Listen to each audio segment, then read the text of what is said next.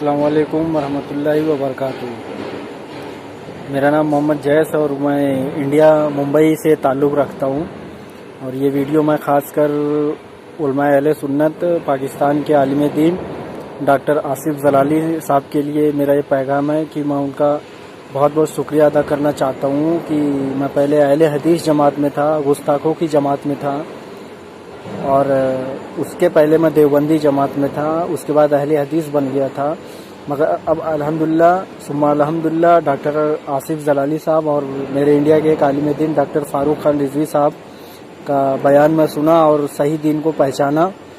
और मेरे भाई असरार अत्तारी मदनी साहब का भी मैं शुक्रिया अदा करना चाहूँगा कि उन्होंने आसिफ साहब से ये आसिफ साहब के पास मेरी ये वीडियो जाएगी। आसिफ साहब, डॉक्टर आसिफ जलाली साहब, मैं आपका बहुत बहुत शुक्रगुजार रहूँगा और मरते दम तक रहूँगा कि आपकी बात सुनकर मेरा दिल बदला और गुस्ताखों की जमात छोड़ कर के मैं आशिकों की जमात में आया हूँ। ताउम्र आपका शुक्रगुजार रहूँगा जलाली साहब। अल्लाह आपको बरकत दे, लंबी उम्र दे।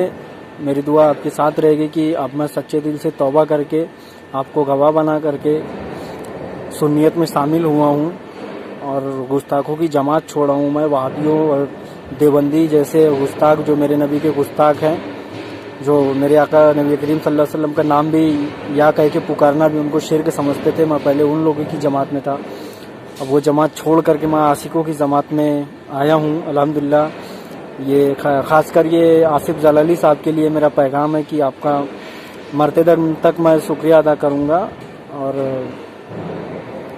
बस यही कहना था मुझे कि आसिफ साहब, आपका शुक्रगुजार रहूँगा मैं कि आपकी बात सुनकर मैं सही दीन को पहचाना और गुस्ताखों की जमात छोड़ा मैं और आशिकों की जमात में आया हूँ अल्हम्दुलिल्लाह। और आज से कलमा पढ़ के मैं सुन्नी जमात में शामिल हुआ हूँ।